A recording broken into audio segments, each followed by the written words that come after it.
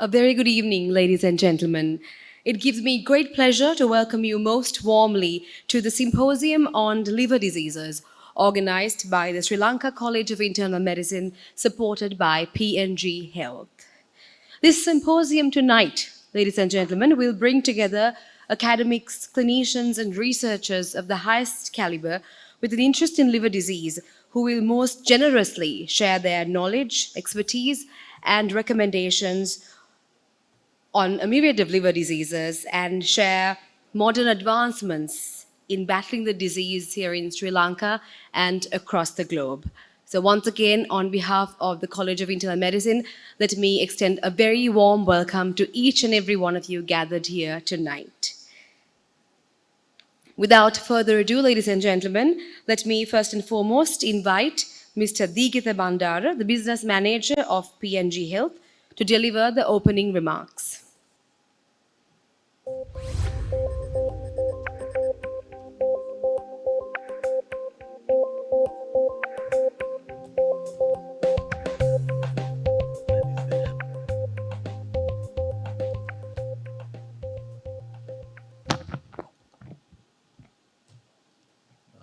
Good evening, ladies and gentlemen.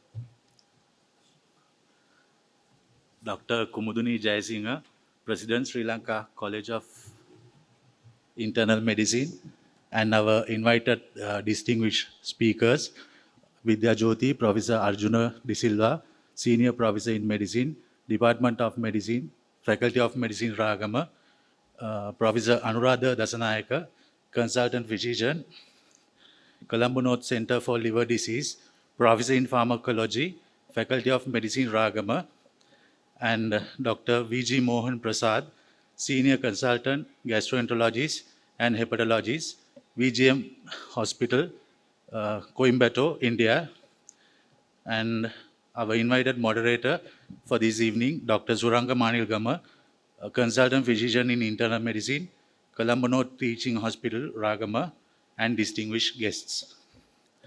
First and foremost, we would like to thank each and every one of you for accepting our invitation and sparing time to grace this important occasion, especially on a weekday. As we all know, NASH is a hidden epidemic which currently affects more than 115 million people around the world. Considering the urgency and the need to raise awareness, in June 2018, Global Liver Institute has declared an International NASH Day.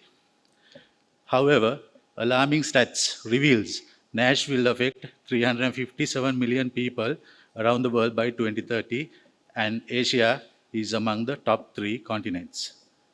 So we, PNG Health, is a socially responsible multinational entity which markets some well-known leading pharmaceutical brands in Sri Lanka. As an MNC, our intention is to support the healthcare sector of Sri Lanka to upgrade to next level by setting up platforms to share knowledge which will ultimately benefit the people of the country. In this way, we are fulfilling our ambition of being responsible to the society to which we market our products. With this in mind, we have lined up many programs all over the country under the theme of Be the Change. Having said that, we would like to welcome all of you all to enjoy this evening. Thank you very much.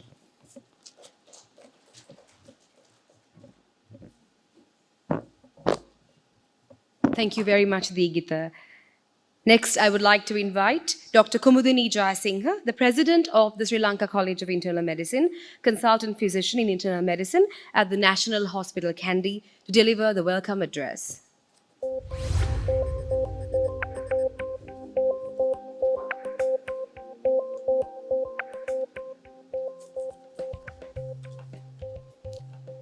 Good evening, everyone.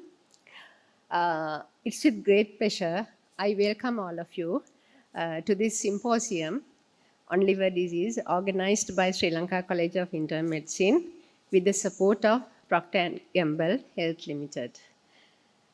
So the 3 resource persons, Professor Arjuna De Silva, Professor Anuradha Dasanayaka and Dr. V.G. Mohan Prasad, it's with much gratitude I welcome and thank you for sharing your expertise with the audience today. uh, President-elect of the college, Dr. Suranga Manilgama. While welcoming you, I also thank you for coordinating and moderating the event today. Last but not least, I warmly welcome all the senior consultants, the members of the college, and other invitees to the symposium today. The Sri Lanka College of Internal Medicine, since its inception in 2016, has arranged various academic activities to share and expand clinical knowledge among all the categories of doctors. The topic of today's symposium is NAFLD, non-alcoholic fatty liver disease, a very common condition encountered in clinical practice today. I hope the symposium will be fruitful for all of you and hope it will enhance your knowledge regarding NAFLD. Before we start, I'd like to appreciate Mr. Digita Bandara, the business manager of Procter & Gamble Health Limited, the sponsors for today's program, for inviting the Sri Lanka College of Internal Medicine to conduct this symposium. We greatly appreciate you and your team's hard work in organizing this event. So thank you very much.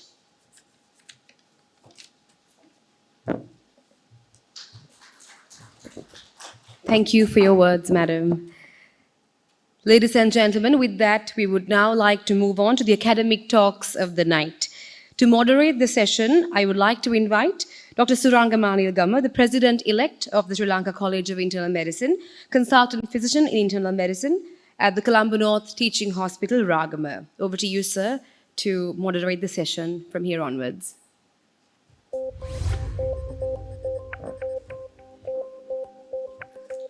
Thank you.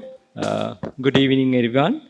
Ladies and gentlemen, a warm welcome to this prestigious liver symposium organized by the Sri Lanka College of Internal Medicine.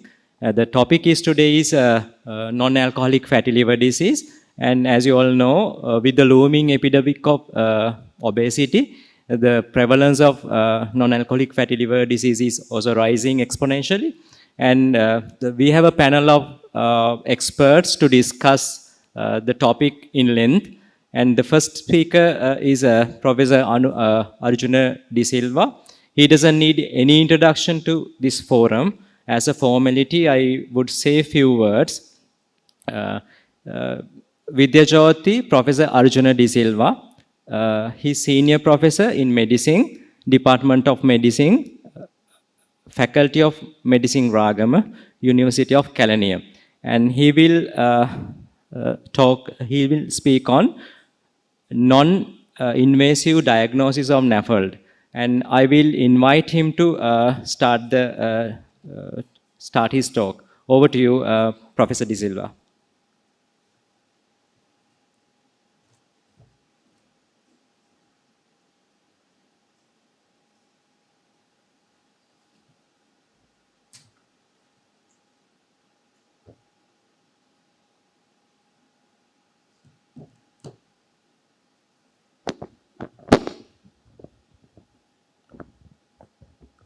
Good evening. First of all, I would like to thank the President and Dr. Suranga for giving me this opportunity to speak on this important topic. So we'll start off with some hot news. So non-invasive diagnosis of liver fibrosis in metabolic dysfunction associated steatotic liver disease or MESLD.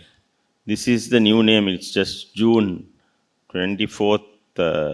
It was all the liver society, the main liver societies, ESL and American Society, and the Latin, at least the Spanish, and that societies got together and decided on this nomenclature. So from now onwards, it will be known as MESL. So the main reason for that was to not have any stigma of non-alcoholic fatty liver disease. The word alcoholic has been politically incorrect. So we start off with the case. A 40-year-old diabetic patient was detected as having elevated liver function test. Examination was unremarkable. Investigations were SGO, OT 50, SGPT 48, and full blood count HB 14, WBCDC is normal, platelets 120. What should you do next? So this is something which all of you all will be faced on a very, very regular basis in the future. You're already being faced with a similar thing. So at the end of this, we'll try to answer that part, and then I'm sure the other two speakers will continue with the rest. So NAFLD, or now it's MESLD, is truly a global pandemic. Here you can see the rates all over, and we are sitting on a real time bomb there. So especially with India and our subcontinent. And also you can see here that type 2 diabetes is highlighted there as a major risk factor. So the global problem, 25% prevalence, it's up to 38% in certain statistics now. So Asia 31, South Asia 34, Sri Lanka 32.6, Ragam Health Study. Professor Anuradha was the lead author there. And 51.3% are obese and 22.51 have diabetes. So obesity, diabetes of the metabolic syndrome, very high risk factors. So there is a spectrum of NAFLD. So there is steatosis below 5% is normal. Then there is more than 5%. There is a NASH. And then there is fibrosis and cirrhosis and ultimately HCC. So 20 to 30% of NAFLD go into NASH, and 20 to 30% of NASH go into cirrhosis. And NASH prevalence of 5.2 per 100 per 1,000 go into hepatocellular carcinoma, HCC, and 40% of HCC found in a non-cirrhotic liver could be due to NAFLD. What about the pathogenesis? So there is a balance between the fibrosis and fibrogenetic factors and the factors that prevent fibrosis. So when that imbalance is lost, you get fibrosis and liver damage. So why should we screen patients for NAFLD patients? Why should we screen them? The degree of fibrosis is considered the strongest predictive factor correlating the progression of NAFLD with life-threatening complications.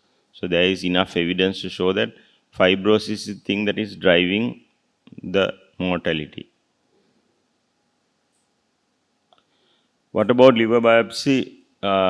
Gold standard within inverted commas. Yes, it is very important, but it is invasive, bleeding 0.6 and a mortality of 0.01. Professor Anuradha, who is very, very close, probably one of my oldest friends here, he's done more than 1,000 liver biopsies, but despite me telling him to write that, he never wrote that up without a single mortality. So then there is sampling error up to 35%, and there is a variability intra-observer. So it is definitely not the gold standard, and it's something that there is a risk as well.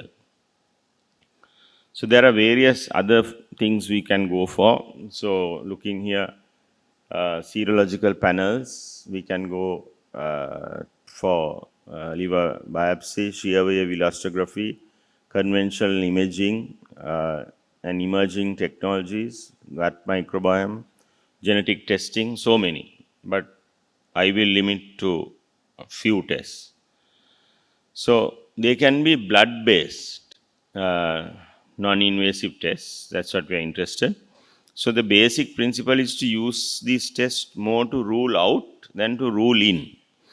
So basically you exclude with this. So there is AST to platelet ratio index, but the main thing you should remember is FIB4. That's a very simple app to put on your phone. And even in Ragama, where we do liver transplant, but we have the basic facilities and there are dogs in our wards, you have these four things. That means age, AST, ALT, platelet count. So if it's less than 1.3, there is very unlikely to be cirrhotic or significant fibrosis. If it's more than, if the age is more than 65, you have to get that value to 2. And so if it's more than 1.3, you can investigate. More than 2.67, it's most likely cirrhotic, and you will already catch it on another modality. So ELF test is a patented. Now this FIB4 is a free test. Anyone can download the app and do it. But ELF test you have to pay. So that's enhanced liver fibrosis test, which uses hyaluronic acid, procollagen 3 amino terminal peptide, tissue inhibitors of matrix metalloproteinase, and the cutoff there, significant cutoff is 9.8. And for cirrhosis, it's 11.3. So that's another important test when you look at the guidelines. What about imaging techniques? You have transient elastography, which is the most famous is FibroScan, shear wave elastography, acoustic radiation forced impulse, and MRI elastography. So transient elastography T is the most widely used measure of fibrosis. So it's called FibroScan, which is the trade thing. It's an imaging technique frequently used as liver in NAFLD. There are more than 1,300 publications on TE. It measures liver stiffness, it's called LSM, and liver fat as well, or controlled attenuation parameter called CAP. It's in the same machine. Shear wave elastography can be pulsed or 2D. So this can be performed. I had a chat with a couple of radiologists as well. Even they couldn't clearly say which is which. But so it's the important thing here, I'll simplify it. This can be performed on normal ultrasound machines. You can get the software and do it. It has a large ROI, means area of interest, region of interest. So you can see more than what you see with the FibroScan. It needs more studies, and the other thing is each thing has its own cutoffs, which are not validated enough. So, but all these work, there are evidence for all these. Acoustic forced radiation imaging, or RAFI, is also another thing that is used. Again, there are lack of studies, but they are coming because FibroScan is a sort of monopoly. This is just a diagram to show the differences, but if you can see the probes are different as well. MRI elastography is probably the new gold standard in non-invasive tests because it can measure the fat as well, and it gives a very accurate thing compared to liver biopsy.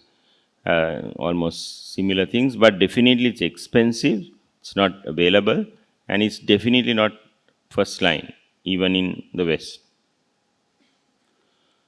So this is what FibroScan looks like, or transient elastography. A very simple test. It's not rocket science. Anyone can be taught to do this. Nurses can do it. This is the only thing. We have only 2 machines in the country. And one machine costs about 24 million. So don't ask me why it costs so much. But that's the problem we have. It's not the lack of operators, it's the lack of machines. So contraindications, if there is ascites, hepatic congestion, hepatitis, severe hepatitis, you shouldn't do it. 4 hours fasting, you have to stay. That's enough. BMI more than 30, you have to use a Excel probe. and you have to position the patient. This is what a report looks like. So it's important to remember to interpret this if you are sent one. So the one in blue is the CAP score, and this is the elasticity score is the stiffness. And there are a few metrics there to see how accurate the test is. So basically the machine will not allow you to do a false one, because it will say error and you won't get a reading. So all these readings which come are correct. So there is a quality assurance. So you need to have at least 10 valid measurements. Success rate should be more than 60%. And interquartile ratio should be less than 0.3, and the IQR divided by M, median, should be less than 30%. So all those are in the report, and you should check for that. However, having said that, there is no strong evidence for this, but these are general values which are accepted, especially if you are doing a trial. So these are all the trials that show in NAFL, because again, the type of liver disease, it's important. You get, for instance, for hepatitis B and C, you will have different sets of values. So that's important to know. This is only for NAFL we are talking about. So this is another important thing you must remember, very easy to remember. Baveno 7, which is when we talk about liver fibrosis, the Baveno 7 statement is very simple. It's in 5. So if the liver stiffness is below 5, it's normal. If it's 10, it's F3. Between 10 and 15, it's most likely cirrhotic. More than 15, F4. More than 20, the platelet count comes in. If it is less than 150,000, it is most likely cirrhotic again. And more than 25, you have cirrhosis with clinically significant portal hypertension. So that means the patient has got varices as well. So now we know that everything what you are taught, actually you find out later that that's the beauty of science, I think. Later that it's not true. So now statins are protective to the liver, and when you start carvedilol, you can start even without doing an endoscopy. So that's important. So CAP ultrasound detects only 30% fat, but up to 5 to 10% fat can be detected by the CAP score. And we use a cutoff on the CAP of 280. That's what the European guidelines say as well. So CAP usage is still evolving. It's strongly associated with BMI and metabolic syndrome, not as well established as liver stiffness. And the cutoffs, as I said, is about 280 is probably okay. Splenic stiffness is something that is just coming in. We are doing it. We did a paper on that as well, because that helps to predict varices. So you can use the same probe, or the newer machines have a 100 hertz new probe, which is easier to measure the splenic stiffness. So you just turn the patient around and measure it on the right side, left side, sorry. So this is the ASLD guidelines on management of NAFL. Before I will go on to the next one, this is again the Asia Pacific guidelines. This is what you should do. So this is the AGA guidelines, which is more simplified, but basically they're all the same. So we can go through this. You have to see whether the patient needs to be screened in the first place. You don't just screen the entire population. So if the patient has risk factors, you screen with FIB4. So if the FIB4 is below 1.3, you let the patient go. If it is more than 1.3, then you will go to a second modality, which could be a ELF test, or it could be transient elastography. So when you do transient elastography, the important cutoff is 8. So if it is below 8, then again there is no significant fibrosis. But if it is above 8, then you have to investigate it further. And if it is more than, as we said, more than 10, then it's most significantly likely to be F3 fibrosis, and more than 15, it's more likely to be cirrhosis. And if it's more than 20, then we have to check on whether again there is clinically significant portal hypertension. So, which point you should, after if the FIB4 is more than 1.3, you may want to refer to a hepatologist, or you can follow this algorithm and do. It's up to you, depending on how high the FIB4 is. So you still, if there is a doubt, we can go for biopsies. But again, that is not that common. So as you see here, it's a cutoff is 12 given. But as I said, if you go back to Babino 7, if it's easy to remember the 5. So 15 is 10, 15, 20, 25 is a easier number to remember. But 8, yes, you have to remember that is the cutoff. It's a bit complicated, but if you use, so just forget about all the tests, use only the FIB4, cheap, available, accurate, validated. And then, of course, we don't have enough fibroscans, but hopefully we'll get there. So these are few studies we have done. I won't just sing, but about splenic stiffness, and we have a smartphone app to diagnose transient elastography. So in summary, FIB4 is the first non-invasive test, and use 1.3 to rule out and 2.67 to rule in significant fibrosis. Transient elastography is a vital tool in the management of NAFL. Below 8 rules out fibrosis, while above 8 rules in significant fibrosis. More than 15 kPa rules in chronic compensated advanced liver cell disease, or Symposim ACLD, compensated advanced liver cell disease. So that's just a new concept. More than 25 rules in clinically significant portal hypertension as well. So liver stiffness not only reflects the degree of liver fibrosis, but also predicts portal hypertension, varices, the requirement for treatment, complications, and hepatocellular carcinoma. So it's important. CAP is a useful tool in the diagnosis and management of NAFL. However, it needs more data. And finally, I'll leave you with Let's Smash NASH. Thank you. I think questions will be done afterwards. So thank you very much.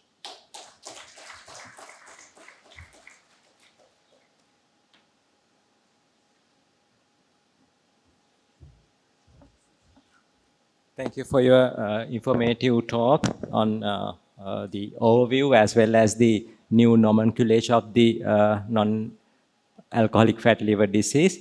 And let me introduce the second speaker of the day. So we'll keep the questions at the end. Our next speaker is from India. He's Dr. V.J. Mohan Prasad. He's a senior consultant, gastroenterologist, hepatologist, and therapeutic endoscopist from VGA Hospital, Coimbatore. Let me invite him to the podium. Over to you.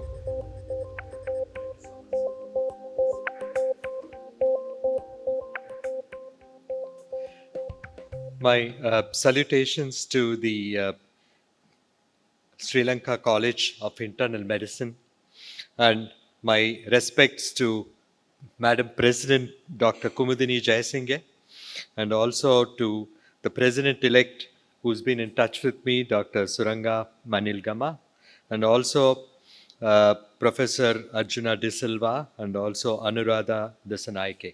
I think Arjuna sir has made my job easy.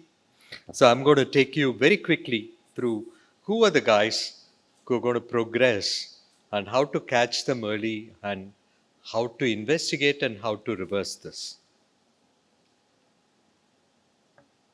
Okay, so non-alcoholic fatty liver disease, you all know that where do we suspect it? So it's a fatty liver. Any overweight person with ultrasound evidence of fatty liver, that's how we catch them in the OPD. We just send somebody for, like master health check, like even a decade back, all our MHCs, 25% had fatty liver. About 30 to 40% of diabetes patients had fatty liver. So these are incidentally detected. And then you do ultrasound for something else and you pick up. And then, of course, the metabolic factors like fasting hyperglycemia or raised serum lipids or blood pressure all should tell you in the clinic that you have to look for this fatty liver because it's a part of the metabolic syndrome. And today, it has become there is a world pandemic of obesity. If you see here, even the Asian population are becoming very obese, especially the Malaysians and all that. So very obese, and also the visceral adiposity or the truncal obesity, a big paunch. This is deadly because this contains a lot of visceral fat, which gets released straight to the liver. And remember, adipose tissue is not an inert organ, it's an endocrine organ, which triggers also inflammation, releasing cytokines. So the adipose tissue is not to be misjudged as something very inert or benign.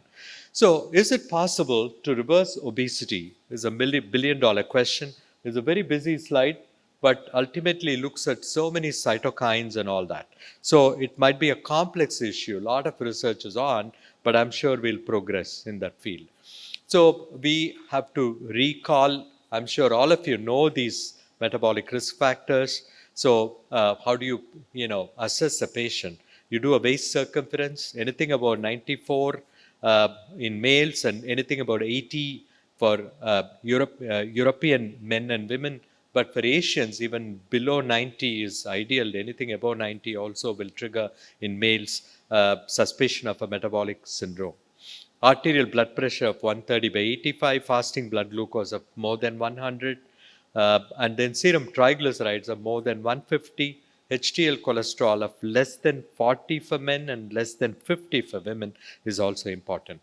So, in addition to its strong association with obesity and metabolic risk factors, higher rates of NAFLD have been reported in patients with hypothyroidism, hypogonadism, and growth hormone deficiency, and the PCOS, very important, the polycystic ovarian syndrome. So you have to remember.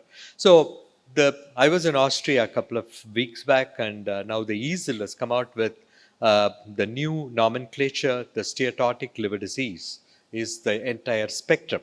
So out of which they call the non-alcoholic fatty liver disease as metabolic dysfunction associated steatotic liver disease. So they call it MASLD. And early on, there was a lot of resistance to this nomenclature, but today, all the societies, all liver societies globally have accredited this in EASL. They all have pledged to change the nomenclature. So very soon, all literature will change to MASLD, MASLD. So here they have brought in the metabolism-related, fatty liver disease, and along with that, there is what is called a MET-ALD, alcoholic liver disease. There's a metabolism-associated risk factors. Along with that, there is alcohol intake. So on the spectrum they've shown here, it is very much in the public domain. You can just download and watch. So that is a combination of non-alcoholic fatty liver disease with alcoholic fatty liver disease, of course. And the progression can be worse. So people, like 2020 articles very beautifully showed that previously they thought a quarter of a whiskey, brandy, rum, gin, arak, if taken on a daily basis for 5 to 8 years, can lead to high fibrosis and cirrhosis. Today, the 2020 articles have very beautifully proven if there is somebody with non-alcoholic fatty liver disease because of obesity metabolic syndrome, if he or she takes, he mainly, even 2 largest 3 times a week, 5 years, liver goes into cirrhosis or advanced F4 fibrosis. So this is to be remembered. Then you have to rule out the drug-induced liver injury and monogenic disorders and miscellaneous. And then, of course, cryptogenic SLD, steatotic liver disease, where there is fat and you don't know what causes it. So this is the spectrum, right? So it is globally prevalent today.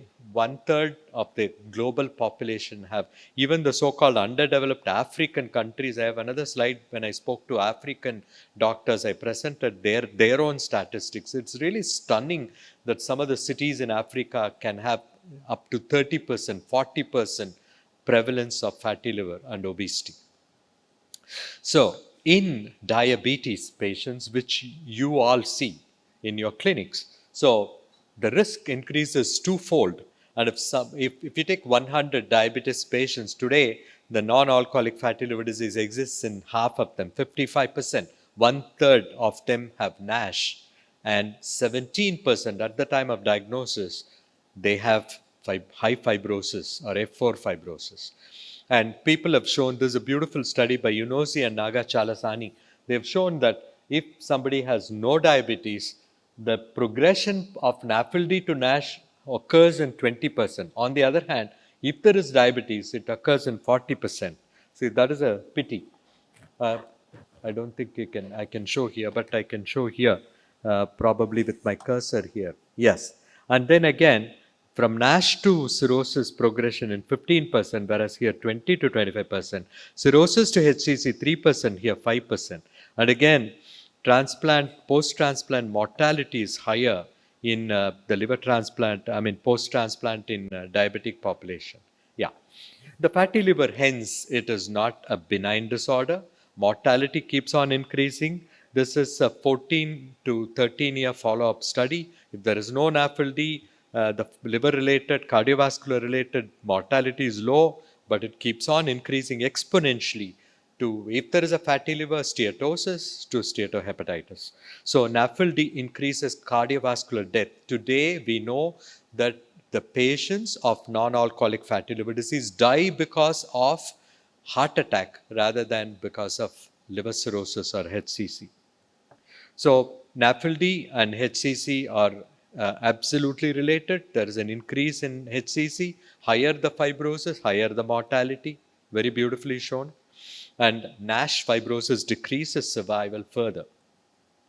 So fibrosis determines the fate of the NAFLD patients. Today, globally, what we are looking at, can we stop the necroinflammation? That is a NASH. Can we reverse fibrosis? These are the two important questions that globally we keep asking. So, what happens is, if any of these, factors are associated, there is increase in the release of TLR4 and DAMPs, which trigger the macrophages and breaking down hepatocytes and the sinusoidal endothelioid cells. All these trigger, release of chemokines here, reactive oxygen species here. They trigger the quiescent sleeping stellate cells, wake them up, and then say you become fibroblasts and start laying collagen. This is what happens. So, and who should be screened? This is an older practice guideline. Again, the same thing has been reiterated. If you suspect in diabetes population, as I told you, 50% risk of developing fatty liver. So you should do screening first, look for other high prevalence group, who are the guys who have other parameters like obesity, hypertension, dyslipidemia, PCOS, and all those factors, CKD and things like that. And is there a history of alcohol? Is there any pre-existing liver disease? And these are the basic investigations that you should do, including the autoantibodies and all that, just to rule out any autoimmune liver disease which can be superimposed and associated. So what is new in fibrosis? So the 430 mini plus with a fat cap and smart exam. Here, the fat quantification, temporarily goes on so long as the probe is kept on the patient's abdomen. So this is more accurate than pulse measurement of fat. And then what is new is the FAST score, which looks at F for fibrosis, and then AST is the SGOT. So you look at the steatosis, fibrosis, and inflammation all together in the FAST score. beautiful studies, Lancet Gastroenterology, Hepatology. You see the FAST score here. So the PPV, positive predictive value, up to 0.85%, negative predictive value of 0.73 to 1. So beautiful study. And, the FAST score is very useful now.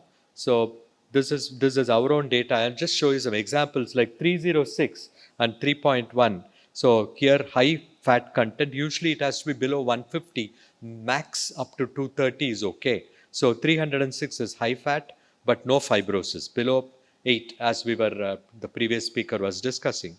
And here there is more fat, more fibrosis, and here there is no fat but fibrosis. So this is how it looks. The FAST scores, which is the rule in, is anything above 6.67 indicates high fibrosis, any or like LSM, which is high, and necroinflammation, both NASH and fibrosis.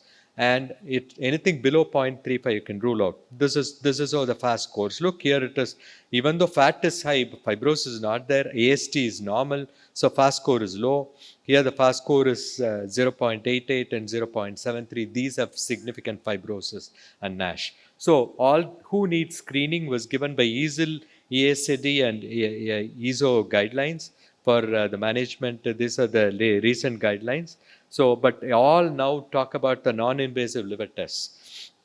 So, if you have patients at risk for chronic liver disease, so check for risk factors, then check the LFT, then if there is metabolic cofactors and or alcohol, and then calculate the FIB4 as the previous speaker pointed out. Below 1.3, you don't need to worry about them. And anything above 1.3, we have to go for a further test in the way of fibroscan or something else I'll show you. And then probably you have to work up more on these high risk guys. So again, risk stratification, same slide was shown earlier. Forget about the low risk guys and the high risk, already it's advanced fibrosis. The intermediate group is the one which is like, wishy-washy. So you'll have to find out who has got significant fibrosis. These are the guys you have to watch out for progression. So this is FIB4, which looks at age, AST, ALT, platelet counts. Very simple, easy to do in the clinic, and it's available in the calculators are available in the Google.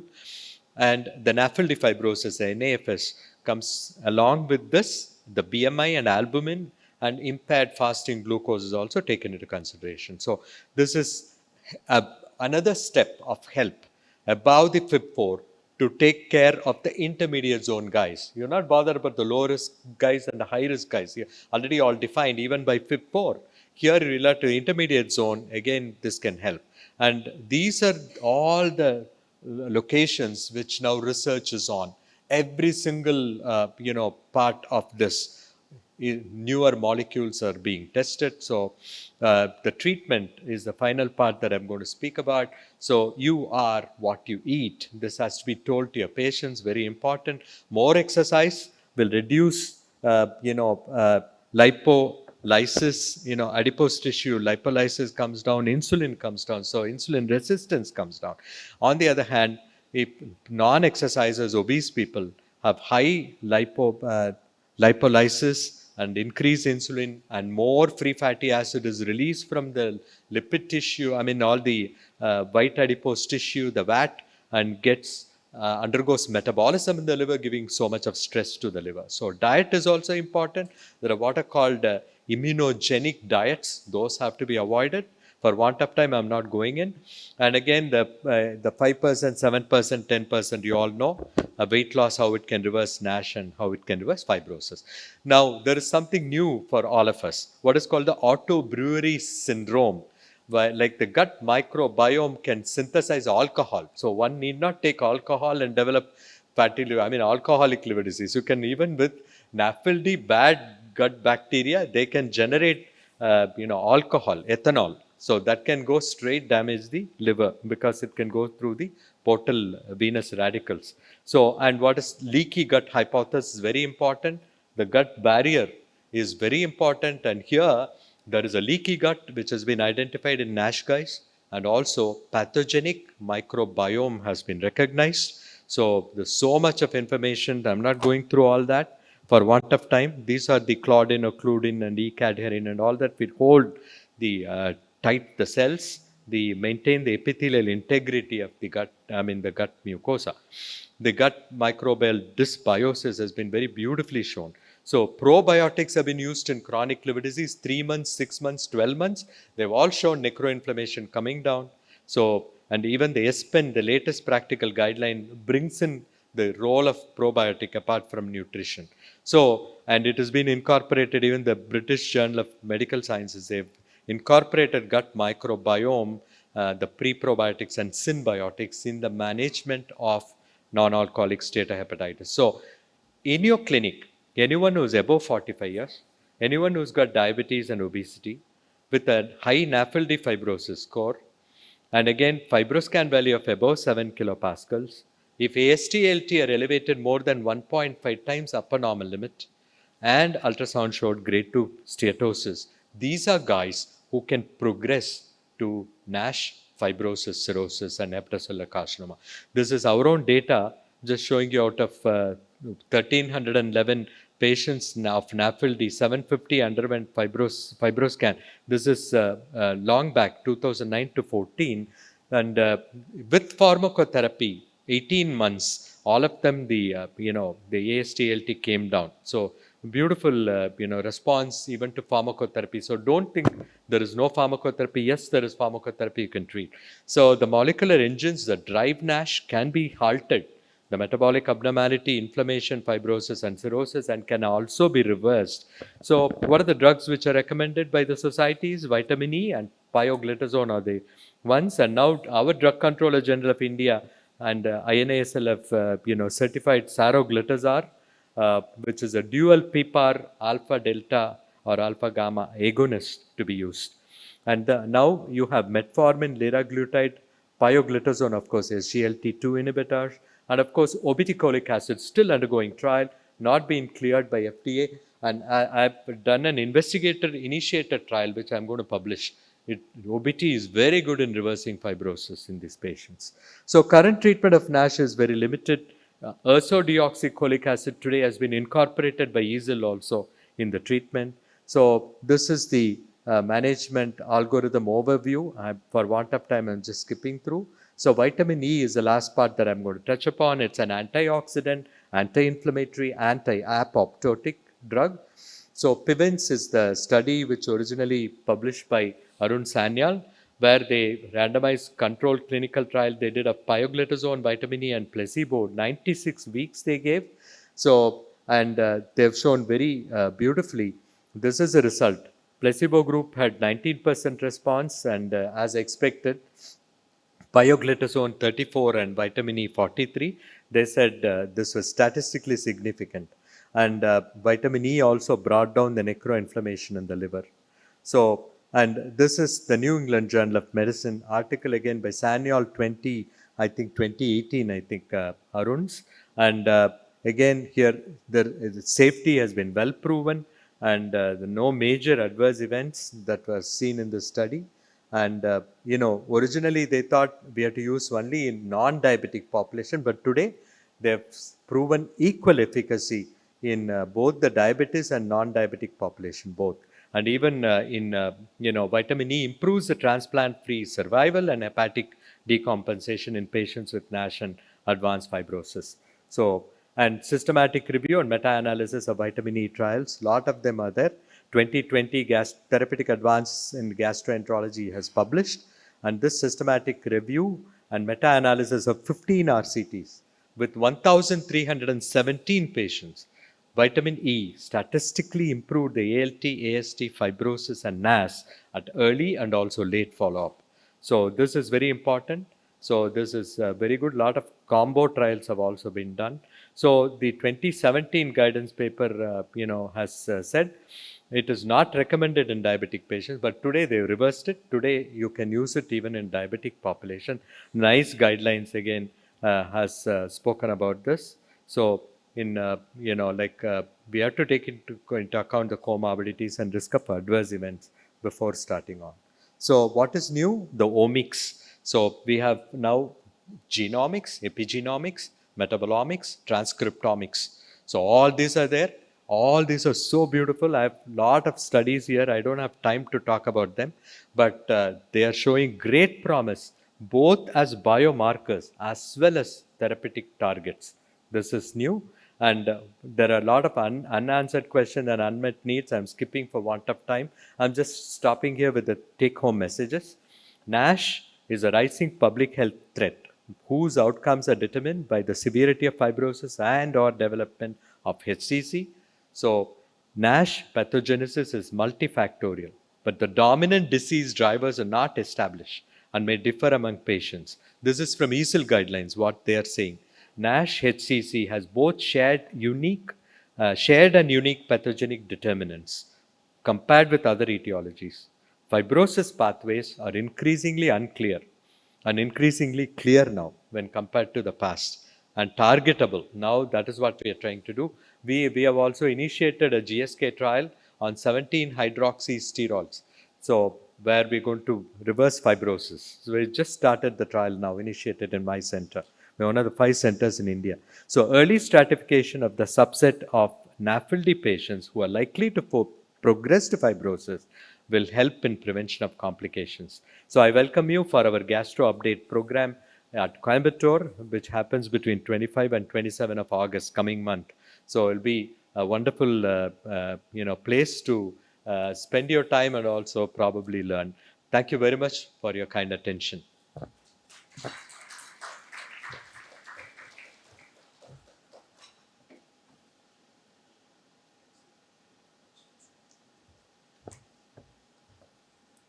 Thank you, Dr. Mohan Prasad, for your illustrative talk. And we'll move on to the third speaker of the day, and this is the final talk. Let me introduce Professor Anuradha Dasanayaka. He's a consultant physician, Colombo North Center for Liver Disease. He's a professor in pharmacology, Faculty of Medicine, Ragama, University of Kalanium. Over to you, Professor Dasanayaka.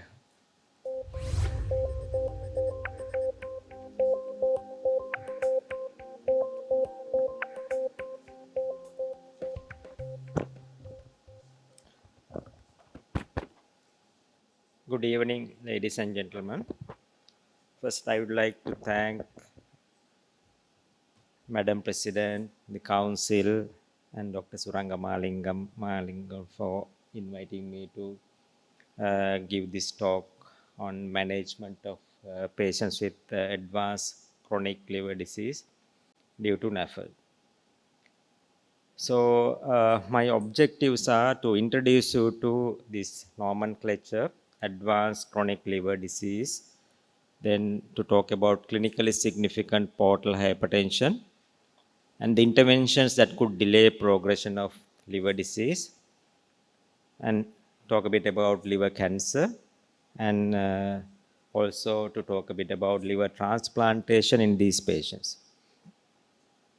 So advanced chronic liver disease is the new nomenclature which includes patients with advanced fibrosis and cirrhosis. Depends on the liver stiffness measurement by FibroScan, and Prof. Arjuna has talked to you about the cutoff values for these. And if it is more than 10, you suspect advanced chronic liver disease, and if it is more than 15, very suggestive, and if it's more than 25, it is cirrhosis. Why do we do this? Because they all carry the same risk factors for liver cancer and clinically significant portal hypertension. Then we divide it to compensated advanced chronic liver disease and decompensated advanced chronic liver disease. You'll know that when there's decompensation, there's ascites, variceal bleed, and hepatic encephalopathy. This is the new nomenclature. I was very much part of this, and I contributed to this whole effort. And in metabolic dysfunction associated steatotic liver disease, so what we call as NAFLD now, they wanted to include the pathophysiology, which is metabolic dysfunction, and they also wanted to take out alcoholic part and the fatty part because of the it was thought that it was insulting to the patient. We have discussed this. There is a normal liver with liver stiffness measurement of 3.5 kilopascals, and there is a cirrhotic liver here with a liver stiffness of 33.3 kilopascals. Right. So I'm going to concentrate on patients where we have a liver stiffness of more than 10 and up to 75, but I'm going to concentrate on the compensated patients because that's where we can intervene and do some intervention so that the progression to end stage liver is the rate is reduced. So if you take normal liver, you are usually born with a normal liver, and say by age of 20 you move out and start eating from outside and develop a fatty liver at the age of 20. Over the next 10, 20, 30 years, you develop 10%, 10 to 20% of you develop uh, uh, decompensated liver disease. So we have about 30 years, 20 to 30 to 40 years to intervene and try and stop the progression of the illness.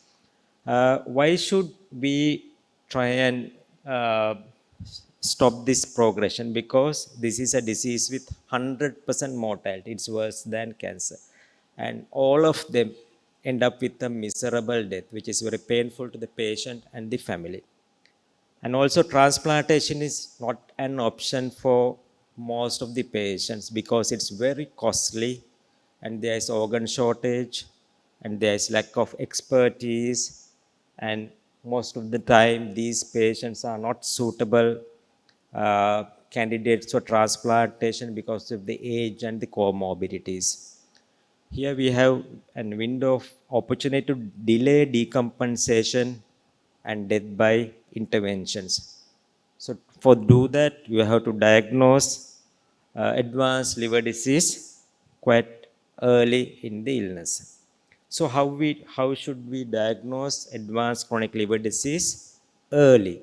So screening programs. Now very clear guidelines. For example, if you are a diabetic and you have fatty liver, you have to do FIB4 score every year. So that's clearly written in all the endocrine guidelines on diabetes. And if you don't have diabetes, you do the FIB4 score. If you know that the patient has fatty liver, you do the FIB4 score every 2 to 3 years. And also you should have high index of suspicion in patients who have a family history of liver disease or liver cancer. And sometimes we do get these patients referred by surgeons, hematologists, and even radiologists when they perform various tests for or during surgery when they detect macroscopic cirrhosis. So I'm going to discuss a patient with you. A friend of mine who was at that time, 7 years ago, he was 52 years at that time, was accidentally detected to have macroscopic evidence of cirrhosis during laparoscopic surgery for GB calculi, gallbladder calculi, and he was totally asymptomatic. He just had mild elevation of ALT, uh, and workup didn't show any positive findings, and he was diagnosed as having cryptogenic cirrhosis, probably due to NASH. And his mother has died of cryptogenic cirrhosis at the age of 65.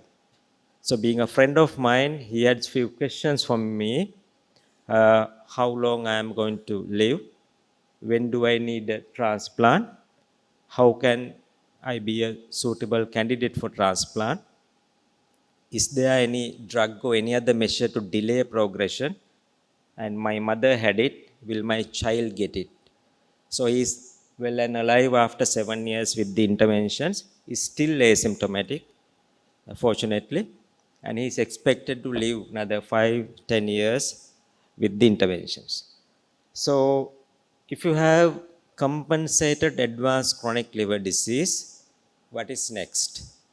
Next step is to stage according to the severity of the portal hypertension. Why? If there is clinically significant portal hypertension, then the life expectancy is going to be affected and there is risk of decompensation.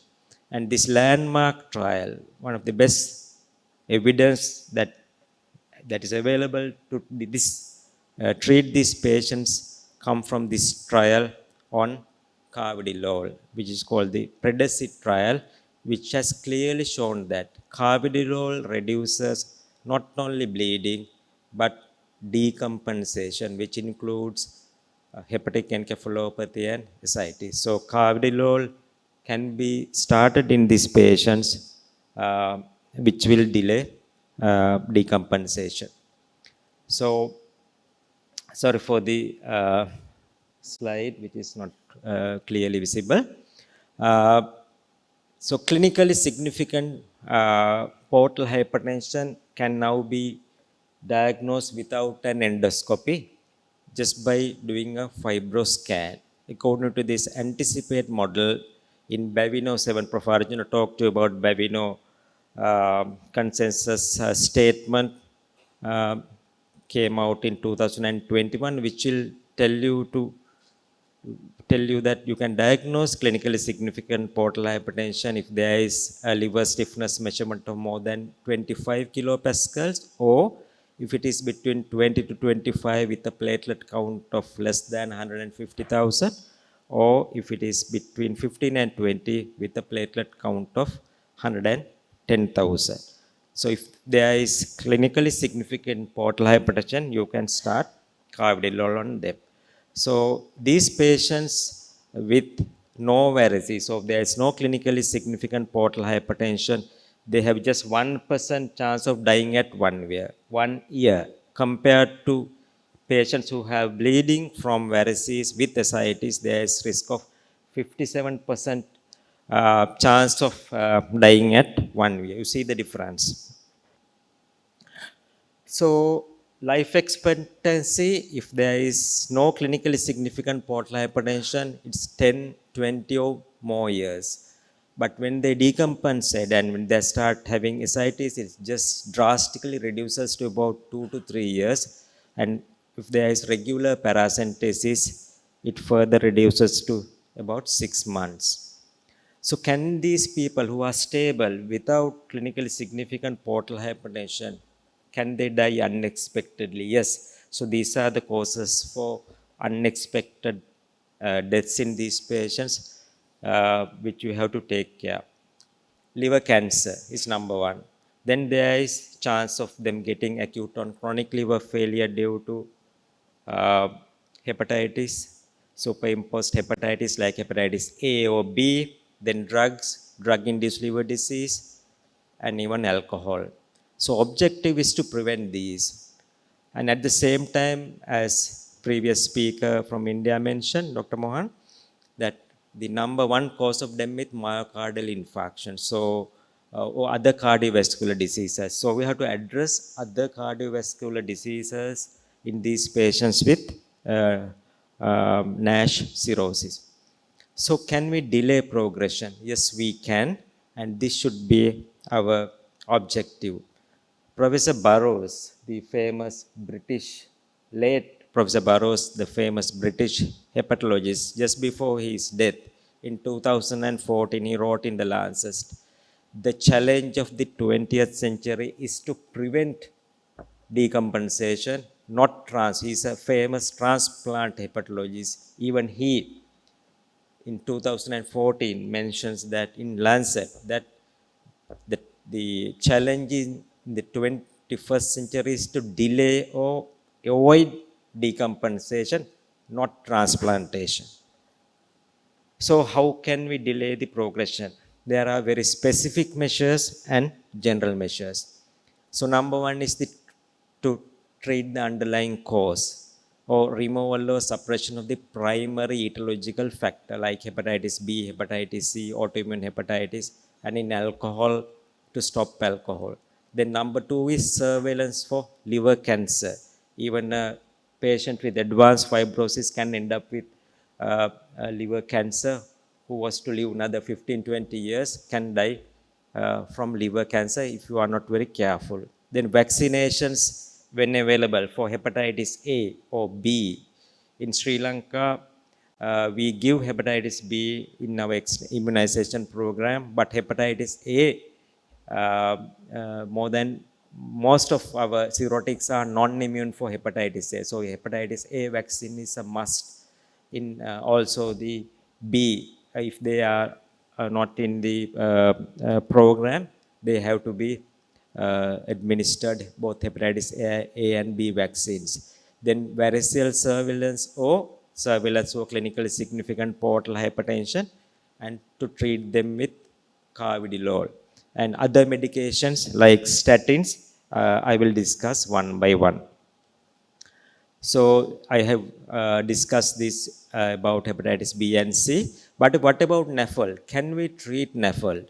So what is available for us? What we can do is to control their diabetes carefully, weight reduction, even treat hyperlipidemia and manage obesity, and whether lifestyle modifications, drugs like vitamin E, obeticholic acid, even bariatric surgery in these patients with advanced fibrosis, we do not have firm evidence except for weight loss. So we can initiate a weight losing program, but as for drugs, whether they are effective in these patients with advanced fibrosis and early cirrhosis, we really do not know. There is one ongoing trial with obeticholic acid called reverse trial, but I don't know whether it's going to the trial is going to progress because of this refusal by the FDA done about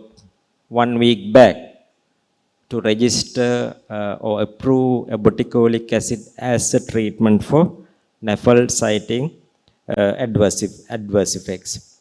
So all four randomized trials on weight loss clearly shows that there is fibrosis regression with more than 10%. So I am sure most of these patients are obese. So if you can get them reduce 10% of their weight, it's going to reduce the progression of the liver disease. All four trials shown that, and even the meta-analysis.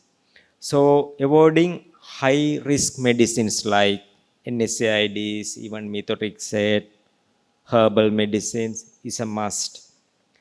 Then general interventions, weight loss not only for NAFLD, all forms of liver disease are benefited by weight loss. For all patients with cirrhosis and advanced fibrosis, totally avoid alcohol and smoking. Coffee intake has been shown to be beneficial to reverse fibrosis. There are a lot of articles coming regarding coffee, so you can encourage them to take coffee.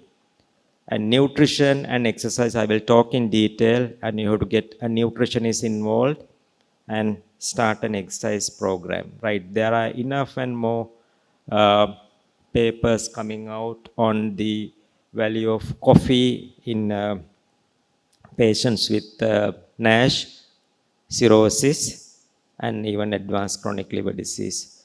Nutrition and sarcopenia is attending to these is a must. Cirrhosis is a hypercatabolic state, and there will be loss of muscle mass even in patients with compensated cirrhosis. Sarcopenia is associated with poor quality of life, mortality, and poor outcome following liver transplantation. So you should do a CT.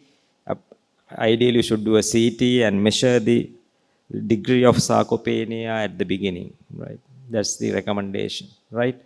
The possible interventions include good quality nutrition and physical activity. A normal liver is capable of providing energy up to 48 hours of fasting, but diseased liver is unable to do so even for 12 hours.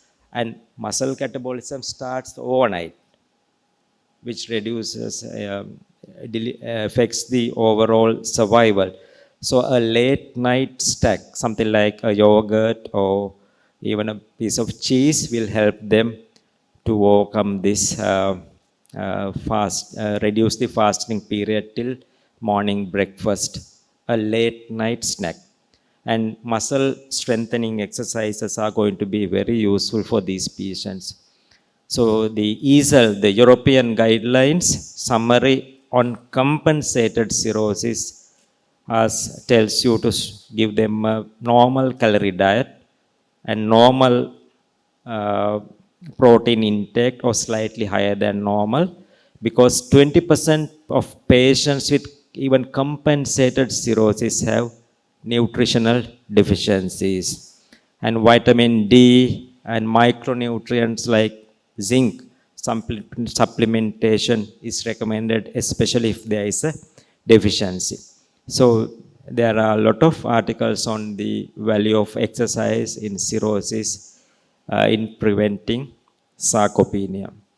So for pharmacological treatment, the best evidence is for carvedilol, where there are randomized control trials.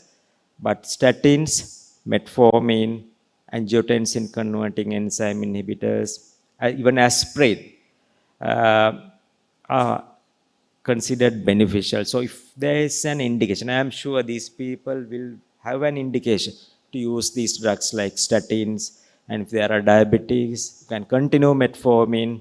This is for compensated cirrhosis. When they are decompensated, obviously you can't use drugs, but for this decompensated, compensated patients, I told you that there is a large time gap starting from maybe 10, 15, 20 years. We can use them till they decompensated. And lot of observational studies have shown that even metformin, even aspirin, and even ACE inhibitors are to be beneficial in these patients. So statins have a lot of pleiotropic actions which should be beneficial in NAFLD and even in compensated cirrhosis patients. So there are a lot of articles coming on the suitability of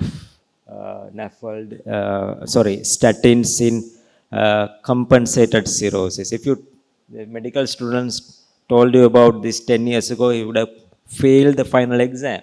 But now coming up big time as a treatment option for fibrosis. Still, at least no randomized control trial available, but at least there are 4 ongoing randomized control trials checking out for the benefits of statins in patients with early cirrhosis.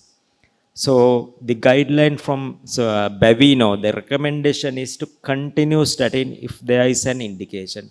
The patient is a diabetic. Obviously, after the age of 40, statin is indicated even with normal cholesterol levels. So that's a recommendation that came out about 2 years ago. So if there is a chance to start a statin on these people well compensated, please do so. And the dose recommended is 20 milligrams of either simvastatin or atorvastatin, because they are water soluble. And but watch for muscle toxicity, rare, but it can occur. And avoid statins in patients with decompensated cirrhosis. So just before I wind up, I just want to mention one more important area that you have to deal with in these patients. A 55-year-old man followed up by a clinician for a long period of time with type 2 diabetes complained loss of weight for 6 months. The clinician attributed it to metformin. The patient had a family history of cirrhosis. The patient's siblings, including 2 medical consultants, wanted a second opinion, and he was diagnosed to have an inoperable HCC and succumbed to his illness 2 months later. Not a very pleasant situation to be in if you are a physician. So, under current guidelines, this could have been avoided, no doubt about it, because now if you have a diabetic patient, you have to do like you check for eyes and the kidneys every year, you have to do FIB4 score every year. Then you would have detected cirrhosis. Then you would have initiated the screening program for liver cancer. So this is how serious this liver cancer is in these patients. So it's the most common cause of death in cirrhosis patients, at least one of the most common, and even patients with early fibrosis. So liver stiffness measurement more than 10, you start screening for them. Surveillance scanning with ultrasound and alpha-fetoprotein is indicated in all patients with advanced fibrosis and cirrhosis every 6 months because small HCC is treatable. So HCC is usually occurs in a background of cirrhosis most of the time, treatable if it is less than 5 centimeters. Surveillance is the key. So you pick up a small liver cancer so that it can be treated. Very good prognosis if the liver functions are preserved. And diagnosis is radiological. You don't need a biopsy to diagnose it. To whom to refer to? A medical gastroenterologist, as treatment options depend on the stage of cirrhosis. Then treatment decisions are taken by a multidisciplinary team, including the gastro, radiologist, and the surgeon. And microwave ablation is one of the methods of treatment, and we commonly do it at Ragama. And generally, uh, works very well in patients with compensated cirrhosis. So liver transplantation, difficult due to, in these patients, due to very poor coronaries, kidneys, obesity, long-standing diabetes. And these patients' results are good if they are transplanted early in their illness. So these are few transplant patients we had from Ragama.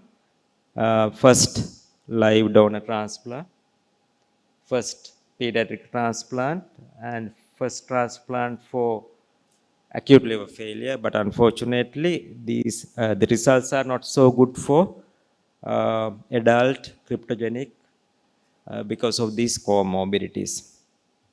To summarize, ladies and gentlemen, very clear guidelines are in place to manage these patients. Advanced chronic liver disease due to NAFL should be diagnosed as early as possible because we have window of opportunity to delay progression because transplantation is not an option for all these patients. Liver cancer surveillance, immunizations, then early detection of clinically significant portal hypertension and start them on carvedilol. Statins appear to be most promising drug in these patients, and if there is an indication for statin, please start statin. Correct nutritional interventions absolutely important, and look after them carefully to be suitable transplant candidates. Thank you very much for your kind attention.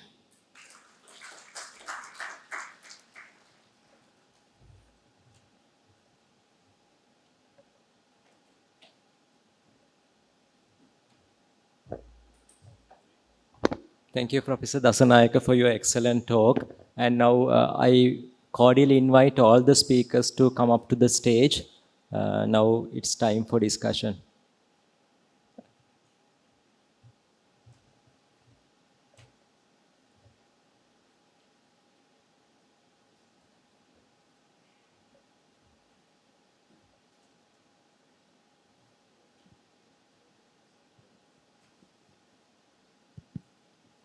Yeah.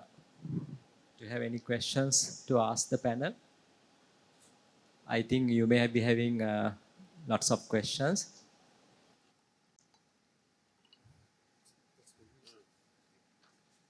Yeah.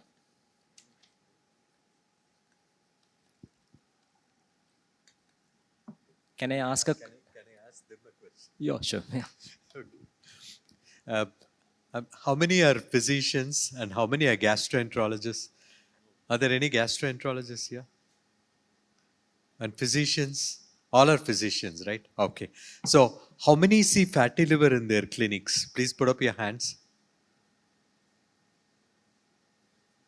Okay, thank you. Which means about 50% of you are seeing fatty liver and also working up more on them. And you need to share your experience with us now. So I'm really all ears to listen to you. Thank you. Till the audience is ready, can I ask a question? Yeah, regarding the screening for fatty liver. You clearly mentioned in high-risk groups, there are indications. In general population, are there any guidelines to look for fatty liver? I would ask Prof. Dasanayake. Yeah. Well, for diabetics, yes. All diabetics should be screened, high risk, then obese, right? Um, any other?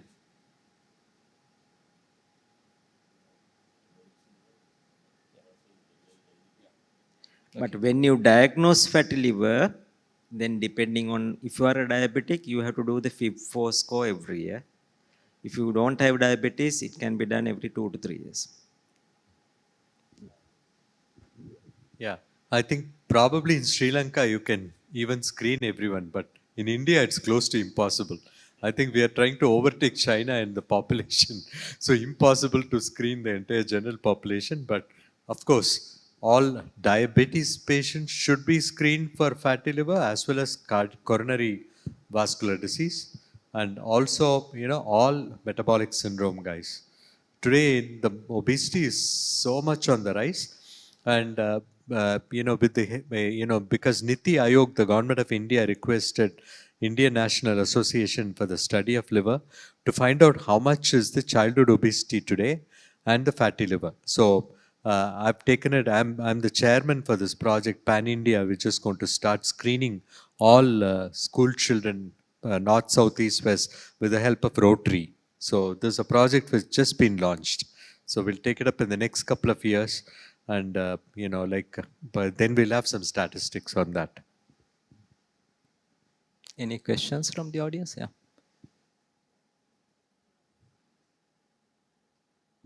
Yeah, it is very obvious to pick up people who are obese with fatty liver disease. What about the idea on the people who are lean, people who have fatty liver disease? How would you catching up these patients? Yeah, the lean NASH is a major problem. Like it could be something to do with the genetic abnormality, the PN patatin, like the PNPLA3 polymorphism, which exists in about 20% of Indians. I don't know about statistics in, do you have statistics of PNPLA3 polymorphism in Sri Lanka? Okay. But in India, about 20% was given from Mumbai, from Deepak Amrapurkar group. That was about 10 years back. I wouldn't know today. But these are genetic factors which can lead to fatty liver. So you cannot identify these guys, the lean guys with the fatty liver, unless otherwise they come and get ultrasound done for something else. Some indication they do ultrasound, then you can find out. Otherwise, not possible.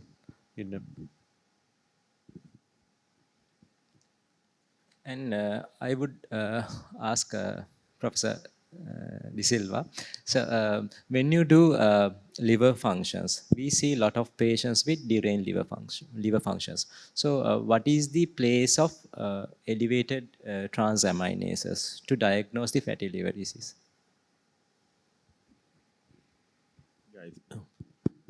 I think that's a very important question. So, I think Professor Anuradha will add to this. But so the commonest cause is of these liver enzymes now, because NAFLD is so common, is that.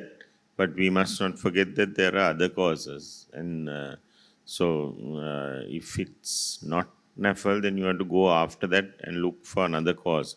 It could be still because fatty liver is also given by hepatitis C, viral other hepatitis, alcohol.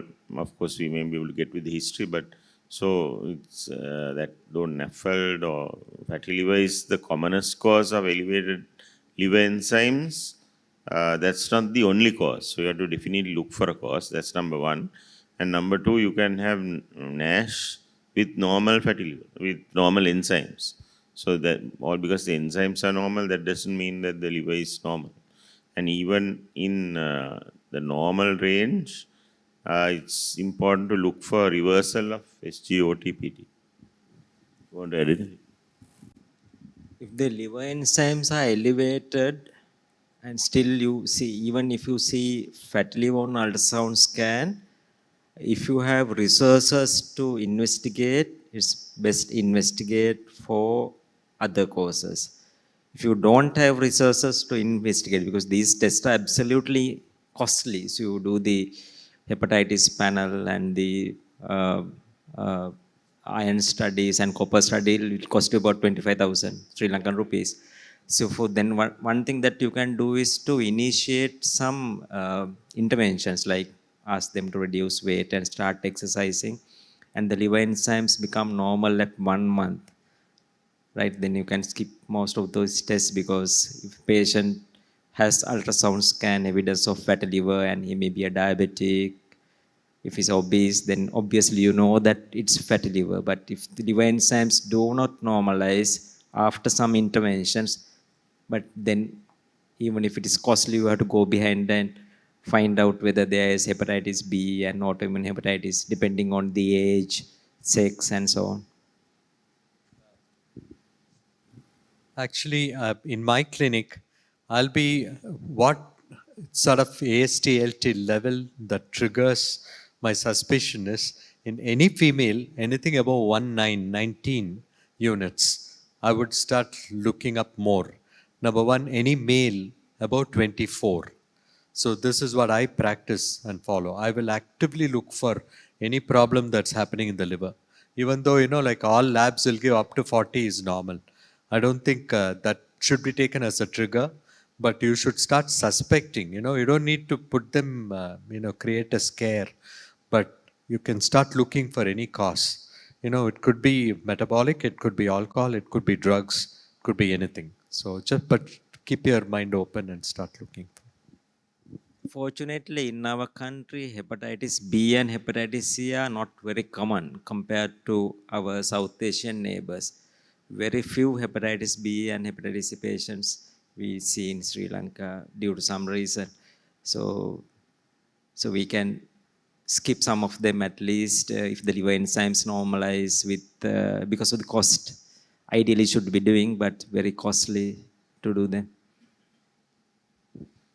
Yeah, just another comment because this I have noticed with another of my interests. Most of the people, you may having children or relations going to gyms. So supplements are used a lot. I know the same in India. These supplements can lead to fatty liver because they are packed with calories and these things. So even a person who looks fit may have fatty liver due to supplements, and if you don't ask that properly, you may not get that history. And if you are going to a gym, this is just some advice. Make sure that the gym instructor knows a little anatomy more than you, because otherwise you will get injured. One another warning is on ketogenic diets. Many people, to lose weight, they take ketogenic diet, high fat diet. That is absolutely detrimental to health. There has been recent talk about it even in the ESPN and EASL and all that. You can just go and see.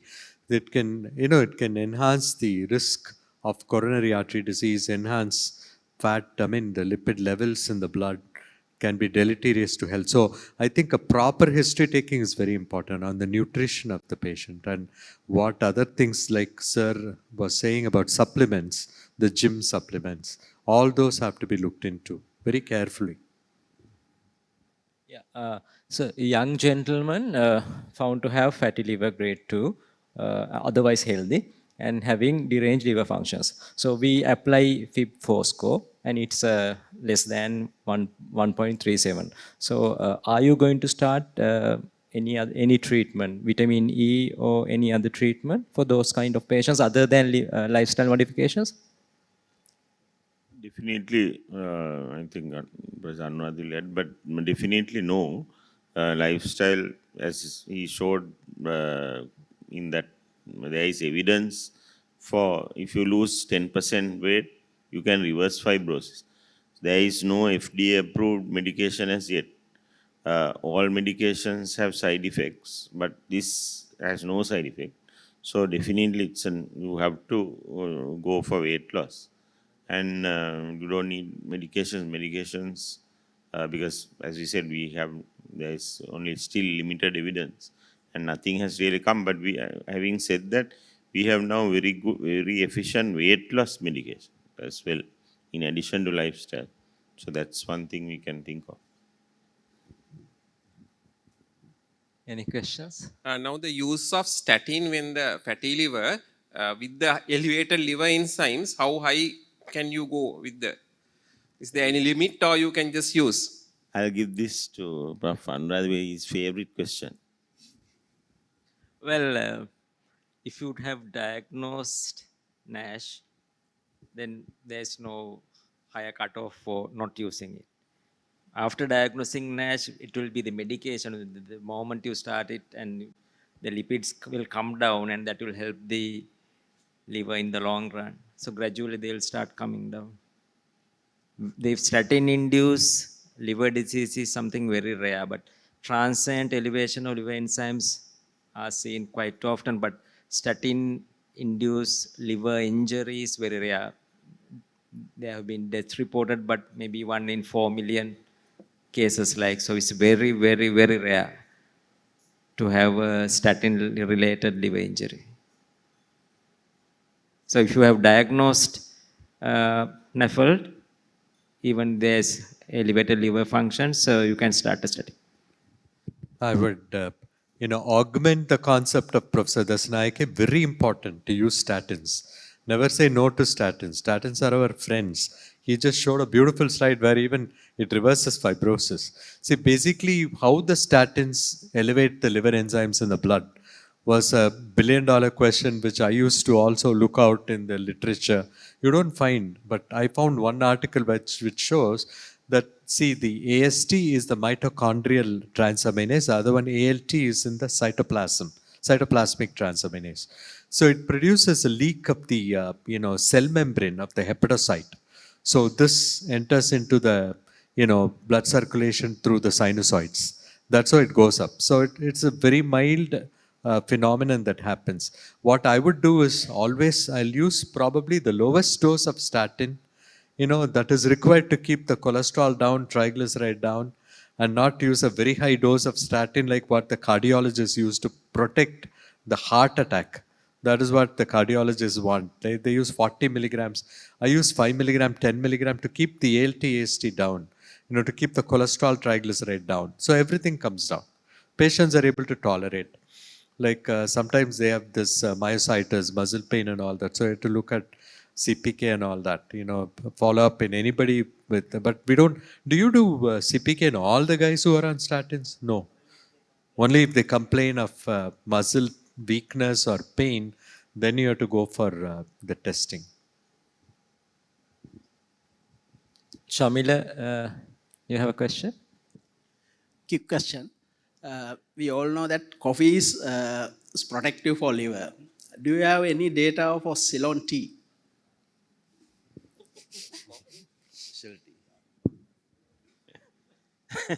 No, coffee definitely, but we have to clarify that black coffee, 3 to 4 cups a day. Or if you want to take tablets, yes, but that takes the fun out of the coffee. So black coffee, not latte and cappuccino. So it should be just plain black coffee. Tea, of course, I'm sorry, I just don't know that. Yeah, actually, the coffee content in Starbucks coffee is 120 milligrams.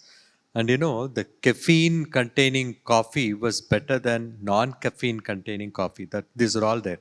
There are 80 ingredients in coffee, the caffeols and other things. There are 80 ingredients. So which one is active there? No one knows. But people showed that caffeine containing ones are better. So they say 120 milligrams of black coffee taken 3 to 4 times a day can reverse fibrosis and cirrhosis. I'll get a headache. I can't handle so much of coffee. I'll better do exercise and take care of my diet and not take so much. Is it instant coffee or brewed coffee?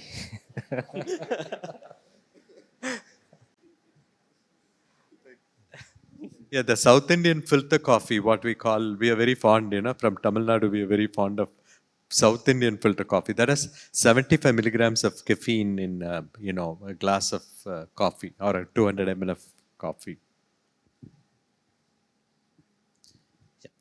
There are some patients who are not obese, but BMI is normal, maybe within normal range around 80 to 20. Still, they are having fatty liver.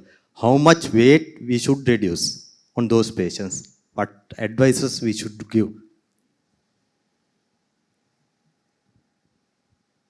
So talking about lean NAFLD without any risk, non-risk factor. So what the guidelines say is to reduce some weight, maybe 1 to 2% even. So obviously you can't ask them to lose 10% of their weight. So all lifestyle changes like exercise, avoiding all high calorie food, avoiding fast food, plus some kind of weight reduction, maybe 1 to 2%. That's what the guidelines say.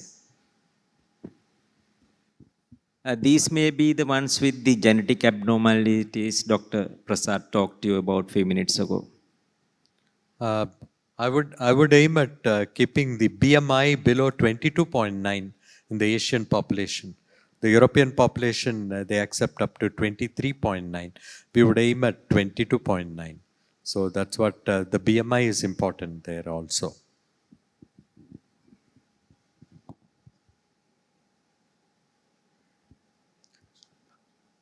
Yeah. What about this intermittent fasting? It's very so famous in Sri Lanka. What's your idea about that?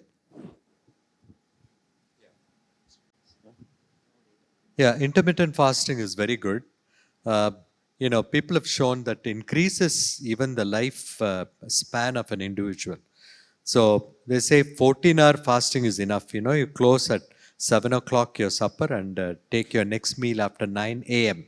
So that itself is enough to start losing weight, to change all the metabolic parameters. So there are a lot of studies. I've gone through so many articles on intermittent fasting.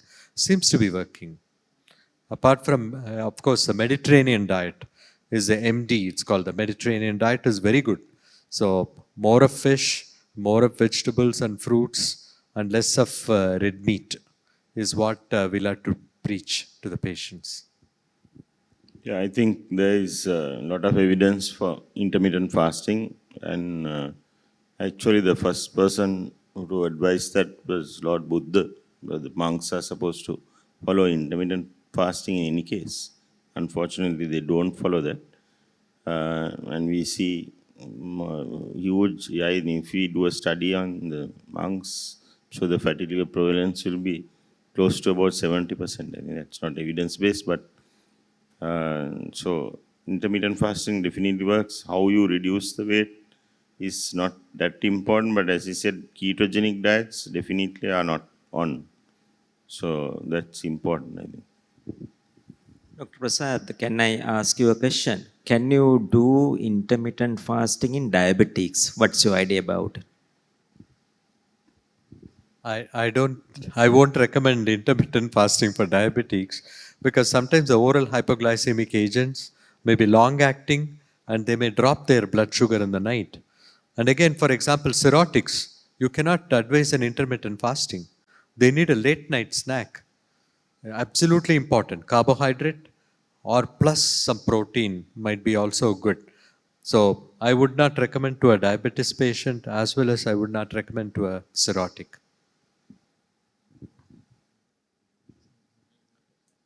Suranga, yeah, obviously my question is going to be on methotrexate. Generally what we do is AST-ALT regularly, and when they have changes only we look for liver scans and do that. With all these new things coming in, do you think that we should change our practice? Anything new that we should do doing for screening when they are on methotrexate for rheumatoid arthritis or whatever the reason?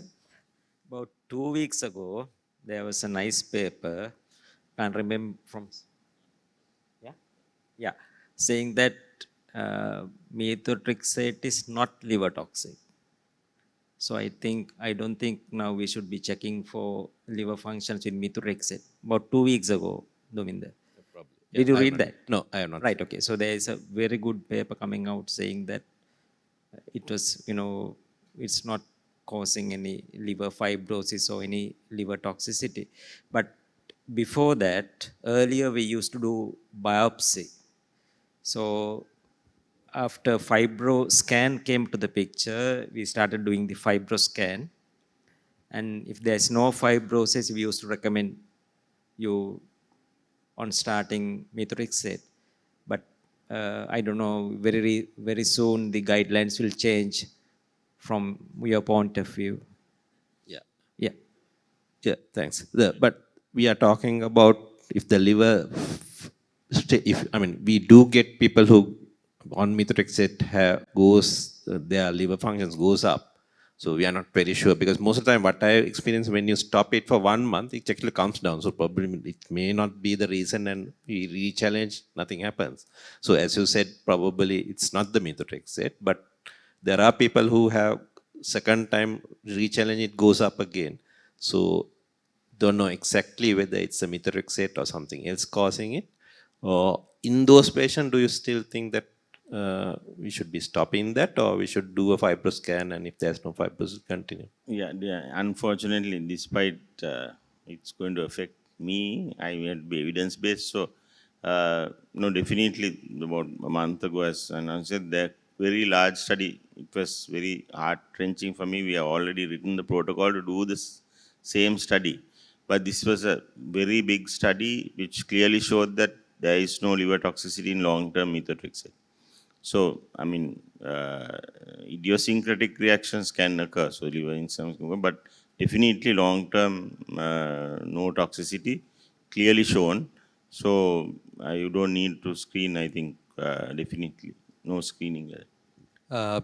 I would like to add here, that's absolutely true. But there is a small subset which can develop daily with methotrexate also. Small subset, maybe 1% or so. So if you have a situation like this, he has confounding factors, probably something else like diabetes, obesity, or whatever. Is it because of NASH that the enzymes are going up and coming down? Because obviously, like it's always crescendo, decrescendo that you see in NASH, ALT, AST. So if you want to rule out a DILI, you have to do a liver biopsy. These are cases where we do in our this thing. We have seen overlaps, NASH with autoimmune, NASH with DD. So then it will give you a guide. Can I ask a question? There is hardly a ultrasound report that we get which doesn't mention stage 1 fatty liver. Now, how good is this ordinary ultrasound scan in detecting fatty liver without fibroscan? It's like this, if you have 30% fat, then the ultrasound picks it up. But what is important is, so even fibroscan will, of course, if you use the cap, will detect it much sooner. But what is more important than the fatty liver on the thing is the Fib score. So if the Fib4 is below 1.3, then you are not worried so much about the ultrasound report. I mean, you know that he has fatty liver. But if the Fib4 is above, so it's mandatory to do a Fib4 because it's such an easy test to do. When you have the app, you can easily do it. But otherwise, you need to have 30% of fat in the liver to detect it on ultrasound. Of course, we need more fibroscans, but even now the normal ultrasounds also have the software to detect liver stiffness. Yeah, one rider I would add here is the radiologist should be aware of how to diagnose fatty liver, and the ultrasound machine also should be good enough. Poor ultrasound or a radiologist who doesn't, who is not oriented at diagnosing fatty liver might miss. That's one thing. In fact, we think that if there is no fatty liver disease, fatty liver detected on ultrasound, that the radiologist hasn't done a good job. In one instance, I sent for a repeat one, and that showed stage 1 fatty liver. Okay, sir, it's like this. Now, the latest study that we have done at Ragama shows that there is 70% fatty liver in middle age. So 45 to 75 in that age group, 70% had fatty liver. So it's very common in that age group. Secondly, you have to have 30% fat to see fatty liver on ultrasound scan. So 20% fat in the liver, ultrasound scan will not pick it up. Thirdly, the fatty liver grading on ultrasound scan has no correlation with the degree of fibrosis, which matters most. The degree of fibrosis is going to predict the progression to decompensated cirrhosis, progression to cirrhosis. If ultrasound said that there is grade 3 fatty liver, if the FIB4 score is less than 1.3, the patient is not at risk of developing advanced fibrosis. But you have to check the FIB4 score every year if the patient is a diabetic, every 2 or 3 years if the patient is non-diabetic. So this middle age you were saying, is it all diabetes or even not diabetes population? Overall. 70%. 70%. 45 to 72. Age group. 45 to 70 age group, 3,000 patients, 70%. That's very high. Yeah, but there is a little bias because we come area called Ragam, where the people, not alcohol. Their diet is mainly pork and very high fat food. Let me ask the last question. So we all know about association of metabolic syndrome, non-communicable diseases, and fatty liver. Is there an association between infectious disease, morbidity with non-alcoholic fatty liver disease? When a patient gets dengue, what would happen when you compare with a healthy individual and a non-alcoholic fatty liver patient? Yes, of course. Say it's proven with COVID. So patients with fatty liver had a higher mortality. Dengue is proven because fatty liver can't tolerate ischemia. So mortality is higher. There are enough studies to say that dengue mortality is higher in diabetics. That's because fatty livers can't tolerate ischemia at all compared to normal livers. Thank you very much. I think so we have come to the end of the symposium.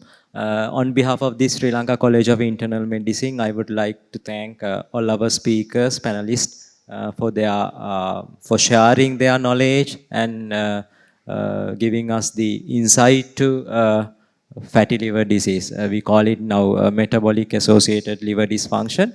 And shall we show our appreciation in a usual manner?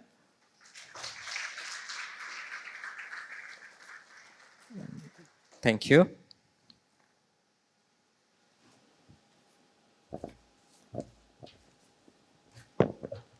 Thank you very much.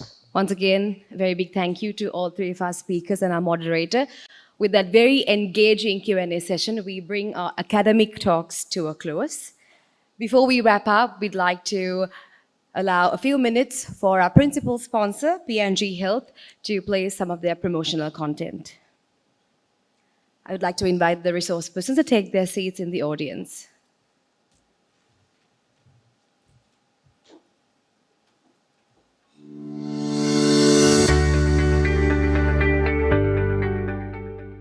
NAFLD is a leading cause of liver-related morbidity and mortality affecting nearly 30% of world population. In Sri Lanka, the prevalence of NAFLD is reported 32.6% among urban adults and 18% among rural adults. Studies have shown that NAFLD patients are at a higher risk of developing conditions such as liver disease, kidney disease, and cardiovascular diseases. In addition, people with NAFLD also face a heightened risk of developing type 2 diabetes. Vitamin E is a fat-soluble vitamin, which has the ability to scavenge free radicals, reduce oxidative stress, and slowing down the pathogenesis and development of NASH. As vitamin E is recommended for individuals with NAFLD, it becomes essential to know the role of vitamin E in NASH treatment. According to the PIVOT trial study, administration of a daily dosage of 800 IU of vitamin E to individuals with NAFLD led to the remarkable improvements in NASH histological characteristics such as steatohepatitis, lobular inflammation, hepatocellular ballooning, and fibrosis. Hence, the study provides the evidence on role of vitamin E in improving symptoms in NAFLD patients. Vitamin E has been shown to diminishes the risks of all-cause mortality, the need for liver transplantation, and lower the risk of liver decompensation in patients with NAFLD and liver fibrosis or cirrhosis. Evian is a prominent source of vitamin E, and it is strongly recommended by major guidelines for the effective treatment of NASH. Why diabetes-associated complication is important, and not diabetes alone. Diabetes-related complications, including cardiovascular disease, kidney disease, non-alcoholic fatty liver disease, neuropathy, blindness, and lower extremity amputation, significantly cause increased morbidity and mortality among people with diabetes. Complications of diabetes adversely lower the patient's health-related quality of life, or HRQL, by significantly increasing healthcare utilization and costs, not only in the year it develops but also in subsequent years. Similarly, a descriptive population-based study indicates that a substantial proportion of diabetes treatment costs are attributable to managing its complications by high hospital care consumption, burdening people physically, emotionally, and economically. Yet, diabetes and its complications are likely underreported as a cause of death. Thus, early diagnosis and treatment are essential to prevent the progression of the disease complications to infections or lower limb amputation or mortality.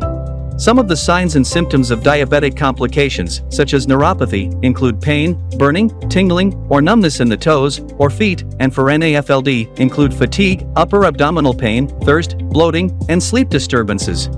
As oxidative stress plays a vital role in the pathogenesis of diabetic complications, daily vitamin and mineral supplementation provide an alternative strategy for its management, in addition to the combination of diet, exercise, and medication. Similarly, vitamin E, with its ease of use and exceptional tolerability in non-alcoholic steatohepatitis patients, significantly reduces aspartate transaminase, alanine transaminase, steatosis, inflammation, hepatocellular ballooning. Therefore, consuming antioxidants such as vitamin E, taken alone or in combination, and vitamin B complex prevents diabetic complications by improving glycemic control, with reported improvement in liver biochemistries and histology, and significantly reduces pain and neuropathic symptoms by accelerating nerve repair, nerve regeneration, and restoring nerve function. For more quick takes, click the link given below. P&G Health presents Be the Change. Numbness in fingers or toes is a result of damaged nerves that don't transport signals correctly. Neurobion with vitamin B1, B6 and B12 helps relieve numbness and tingling. A combination of neurotropic B vitamins helps maintain healthy nerves. Vitamin B1 promotes nerve activation. Vitamin B12 supports the regeneration of nerve fibers. Vitamin B6 is essential for the transmission of signals. Say yes to healthy nerves to keep in touch with the things you love.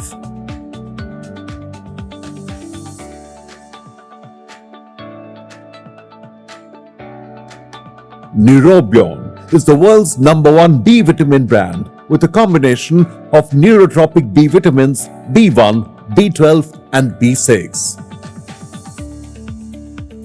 P&G Health invites you to be a part of our initiative to improve patients' quality of life through early identification of diabetes associated complications. Be the change to bring the change. Thank you very much. With that, ladies and gentlemen, we mark the conclusion of the symposium on liver diseases brought to you by the Sri Lanka College of Internal Medicine. On behalf of the college, let me extend a warm word of thanks to all our speakers, Vidyajyoti Professor Arjuna P. De Silva, Dr. V.G. Mohan Prasad, and Professor Anuradha S. Dasanayaka for coming on board and for delivering all the talks that we listened to earlier today. And our moderator, Dr. Suranga Manil Gama. A very special word of thanks to Mr. Deekita Bandara of PNG Health, Business Manager of PNG Health, and his entire staff for all their generous contributions in making this evening a possibility. A note of thanks to Mr. Nadina Vanasinghe of Impress Events and our musicians right at the back who are geared to entertain you as dinner unfolds, and the staff of Marriott Hotel, Courtyard by Marriott, and lastly to each and every one of you in the audience today for being a very engaging audience and for coming on a Tuesday evening to attend this very special session on liver diseases. With that, ladies and gentlemen, we wrap up our academic program today. Thank you very much. We'd like to invite all of you to join the fellowship and dinner afterwards. But before that, let me invite all of you in the audience to come forward for a group photograph with the Sri Lanka College of Internal Medicine. Thank you very much. Good night.